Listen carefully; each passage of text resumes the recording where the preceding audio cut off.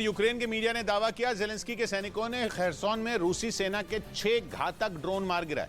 Ukraine के media के मुताबिक इस हमले में ड्रोन के अलावा रूस के कई सैनिक भी मारे गए, जिसका मतलब है कि खैरसोन में ज़ेलेंस्की की सेना अपनी पकड़ मजबूत करती जा रही है, क्योंकि इससे पहले यह खबर सामने आई थी कि खैरसोन प्रांत में यूक्रेन के सैनिकों ने कई जगहों पर अपने ठिकाने बना लिए हैं ताकि वो पुतिन की सेना को चारों तरफ से घेर कर हमला कर सकें। यूक्रेन के मीडिया के मुताबिक इसी कड़ी में ज़ेलेंस्की की सेना ने रूस के 6 खतरनाक ड्रोन तबाह कर दिए। यूक्रेन की ये कार्रवाई पुतिन के लिए किसी बड़े झटके से कम नहीं है। माना जा रहा है कि अगर यूक्रेन ने खैरसोन को रूस से छीन लिया तो क्राइमिया भी पुतिन के हाथ से निकल सकता है, क्योंकि क्राइमिया तक जमीन का इकलौता रास्ता खैरसोन से ही जाता है।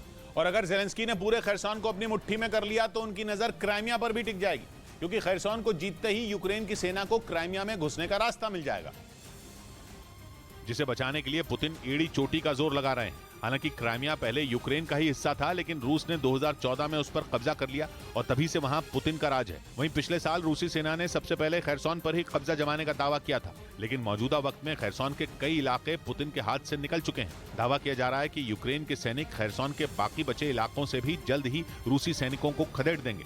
इधर छत्तीसगढ़ के दंतेवाड़ा में हुए हमले के बाद नक्सलियों ने नारायणपुर में अलग अलग जगह पर सड़कें खोद डाली। इसके साथ ही उन्होंने सड़क किनारे लगे पेड़ काटकर रास्ते भी रोक दिए, जिसके बाद ओरछा हाईवे पर गाड़ियों का आना जाना बंद करना पड़ा। बताया गया कि नक्सलियों ने हाईवे के पास गड्ढा खोदकर सड़कों को नुकसान पहुंचाया और वहां पत्थर डाल दिए। इसके बाद आशंका जताई गई कि जहां सड़कें खोदी गईं वहां विस्फोटक भी हो सकता है।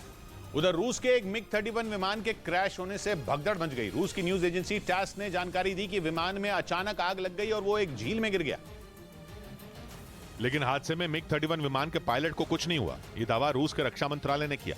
रूस में हुए इस विमान हादसे की तस्वीरें भी आईं, जिन्हें सोशल मीडिया पर खूब शेयर किया गया, जिनमें आग की लपटों से घिरा मिग-31 आसमान से जमीन की ओर गिरता दिखा। अलग अलग एंगल से आई तस्वीरों से साफ था कि हादसा जबरदस्त था। रूस के रक्षा मंत्रालय ने दावा किया कि विमान के पायलटों ने खुद को बचा लिया और वो सुरक्षित हैं।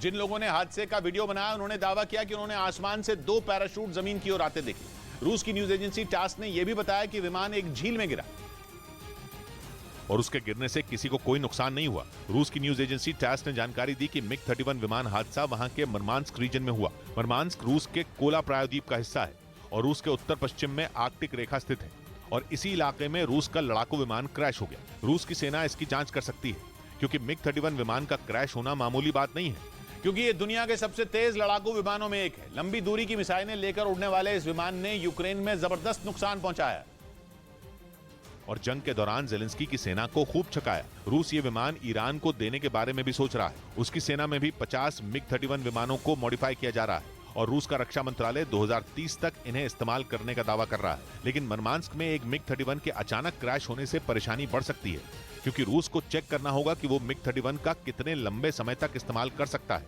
क्योंकि हो सकता है कि